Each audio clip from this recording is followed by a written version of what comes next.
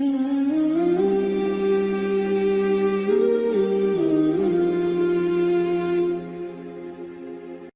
اللہ الرحمن الرحیم۔ مسند احمد کی روایت ہے، رسول اللہ صلی اللہ علیہ وسلم نے ارشاد فرمایا کہ جب دو لوگ آپس میں محبت کر رہے ہوں، دو لوگوں کے آپس میں تعلقات اچھے ہوں۔ اب اس تعلقات کے اچھے ہونے کی بہت ساری صورتیں ہو سکتی ہیں کہ بزنس میں دونوں کا کام اچھا چل رہا ہے، دونوں آپس میں کلیگ ہیں اور ایک آفس میں جاب کر رہے ہیں، یہ ایک فیکٹری میں دونوں کام کر رہے ہیں اور دونوں کے درمیان محبت اور تعلق بہت قریب کا ہے، ایک دوسرے کا احترام کرتے ہیں۔ ناجائز محبت یہاں مراد نہیں ہے، کیونکہ ناجائز محبت تو شریعت میں کسی صورت میں بھی جائز نہیں ہے،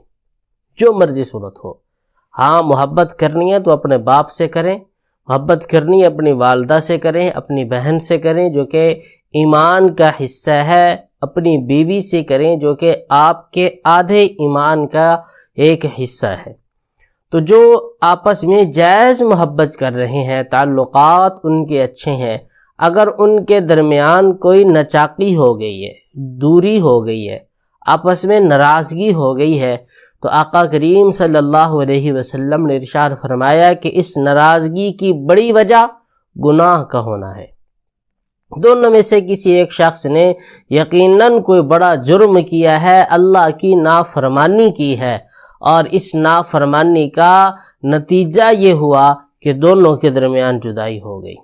تو اس لیے ہم دیکھیں کہ اگر ہمارے درمیان کہیں لڑائی ہو رہی ہے، میرے گھر میں اگر کوئی لڑائی ہو رہی ہے، میاں بیوی کے درمیان اگر لڑائی ہو رہی ہے، بھائی بہن کے درمیان لڑائی ہو رہی ہے، دو کلیگ کے درمیان اگر محبت تھی اب لڑائی ہو رہی ہے، تو دیکھیں، دونوں غور کریں کہ ہم سے کون سی خطا سرزد ہوئی ہے۔ ایک اللہ والے فرمایا کرتے تھے کہ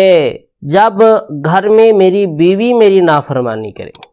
جب گھر میں میرے بچے میری نافرمانی کریں، یا جب میری سواری بدک جائے،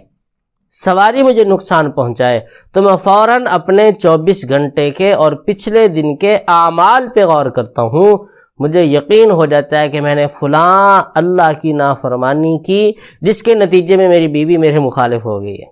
جس کے نتیجے میں آج میرے بچے نے میرے ساتھ نافرمانی کر دی ہے، جس کے نتیجے میں آج میرے دوست مجھ سے ناراض ہو رہے ہیں، تو میرے اپنے ہی اعمال کا نتیجہ اور خمیازہ بھگتنا پڑ رہا ہے مجھے۔ تو اس لیے پیارے،